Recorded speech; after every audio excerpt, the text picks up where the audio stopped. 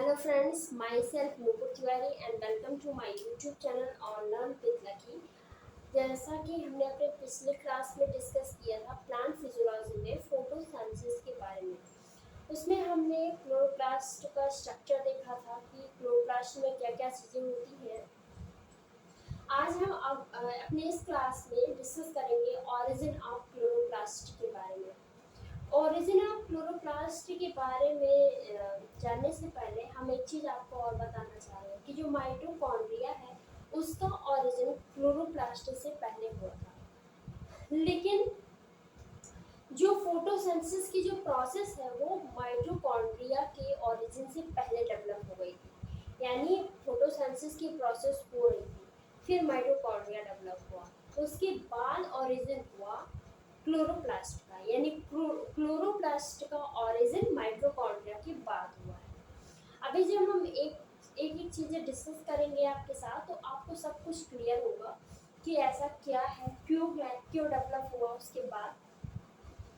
तो इससे पहले हम ओरिजिन ऑफ क्लोरोप्लास्ट पढ़ने पहले हमें समझना होगा साइनोबैक्टीरिया क्या है। साइनोबैक्टीरिया क्या होता है? ये एक ऐसा ऑर्गेनिज्म होता है जो जिसमें कुछ पिगमेंट्स होते हैं जो फोटोसिंथेसिस को परफॉर्म करता है। और इससे क्या प्रोड्यूस होती है? इससे प्रोड्यूस होती है ऑक्सीजन। यानी जो फोटोसिंथेसिस का जो बाई प्रोडक्ट है वो क्या है? ऑक्सीजन है। हमने कल देखा था कि जो फोटोसिंथेसिस है उसमें हमें क्या क्या मिलता है। हम कार्बन डाइऑक्साइड एंड वाटर का यूज करते हैं, presence of sunlight and chloroplast, and हमें मिलता क्या है? हमें मिलता है कोई और organic compound and water, and क्या इवॉल्व होती है? Oxygen gas. तो ऑक्सीजन गैस एक बाई प्रोडक्ट है। हमारा प्रोडक्ट क्या था? ऑर्गेनिक कंपाउंड ग्लूकोज वाला। तो produce most of the oxygen, यानी बहुत सारा ऑक्सीजन प्रोड्यूस होता है इसमें बाई प्रोडक्ट के रूप में। अब हम पढ़ते हैं कि origin of chloroplast, यानी over a billion year ago an early eukaryotic cell already possessing mitochondria engulf of photosynthetic bacterium, a cyanobacterium, and retain it in symbiosis.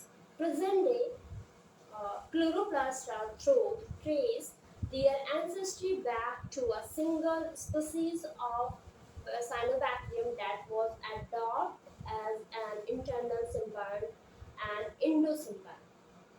मतलब समझते हैं हम बहुत ही सरल भाषा में, बहुत ही सिंपल हम देखेंगे कि जो अर्ली यूकैरियोटिक सेल थी, अब जो अर्ली यूकैरियोटिक सेल थी उसमें पहले से माइटोकॉन्ड्रिया प्रेजेंट थे। हमने पहले ही बता दिया कि जो माइटोकॉन्ड्रिया का ओरिजिन है वो क्या है? क्लोरोप्लास्ट के ओरिजिन से पहले हुआ है। और ये देखिए, ये एक फोटोसिंथेटिक बैक्टीरियम है। फोटोसिंथेटिक बैक्टीरियम यानी साइनोबैक्टीरिया। ये देखिए, ये इंडिविजुअल रूप से अलग फ्री फॉर्म में फोटोसिंथेसिस कर सकता है। तो ये जो यूकैरियोटिक सेल थी, इसने सोचा कि ये तो अलग अपना खाना बना ले रहा है, तो क्यों ना मैं इसे इनगल्फ कर लूँ, और जब ये अपना फूड मेरे अंदर प्रिपेयर करेगा तो मैं उसे यूज कर लूँगा। तो फिर इसने ये जो फोटोसिंथेटिक जो बैक्टीरियम था जो इंडिविजुअली अपना फूड प्रिपेयर कर रहा था, इसे इसने इनगल्फ कर दिया।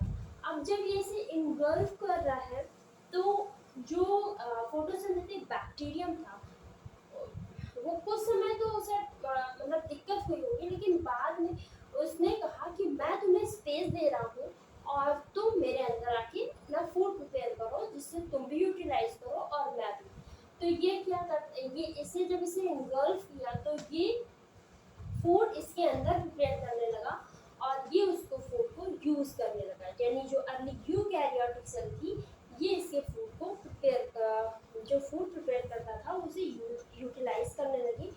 तो अब क्या हुआ, ये इसके अंदर रहने का वो इसने ये अडॉप्ट हो गया इसके अंदर अपने आप को सर्वाइव करने के लिए। अब ये इसके अंदर अपने आप को सर्वाइव कर सकता था, यानी अब इसका एक प्रकार से एडाप्टेशन हो गया इसके अंदर।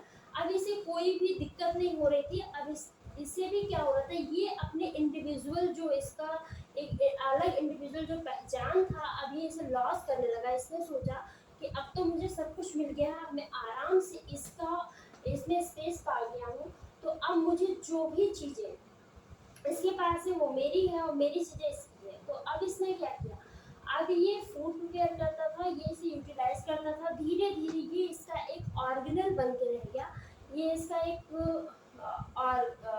ऑर्गेनल बन गया जिससे ये फोटोसिंथेसिस करने लगा। तो जो ऐसे इस प्रोसेस में eukaryotic cell capable of photosynthesis, यानी एक नया इवोल्यूशन हमें देखने को मिला यूकैरियोटिक सेल में।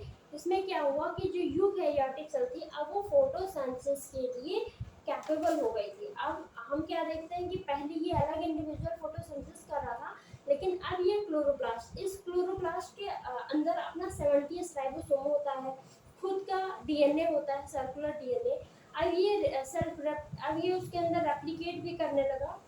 धीरे धीरे इसका जो नंबर था वो इंक्रीज हो गया। ये देखिए दो क्लोरोप्लास्ट वहाँ पे दिखाई गए, तो यही बाद में क्लोरोप्लास्ट के फॉर्म में उसमें कन्वर्ट हो गया। ये उसमें क्लोरोप्लास्ट स्ट्रक्चर के रूप में हमने इसे क्लोरोप्लास्ट के रूप में एक्सेप्ट किया, और अब ये क्लोरोप्लास्ट। अब हमें पता कैसे लगता है कि ये एक साइनोबैक्टीरिया ही था, क्योंकि प्रेजेंट डे में जब हम इसके एंसेस्टर्स को, जब साइनोबैक्टीरिया के जो कुछ एंसेस्टर्स हैं उनसे जो इनका फीचर है वो क्या होता है, मिलता जुलता है, रिलेट करता है।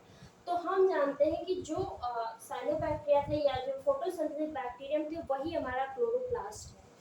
तो ये दोनों क्या हो गए, इन दोनों ने एक सिम्बायोटिक या फिर इंटरनल सिम्बायोट या इंडो सिम्बायोट एक रिलेशनशिप बना लिया, जिससे वो उसको फायदा पहुंचा रहा था और वो उसको फायदा पहुंचा रहा था। तो हमने देखा कि ओरिजिन ऑफ क्लोरोप्लास्ट कैसे हुआ। एक फोटोसिंथेटिक बैक्टीरिया था जो अर्ली यूकैरियोटिक सेल के द्वारा इनगल्फ कर लिया गया, वो उसमें अडॉप्ट हो गया, दोनों ने सिम्बायोट रिलेशनशिप बना लिया, और अब दोनों आराम से सुखे सुखे जीवन जी रहे हैं।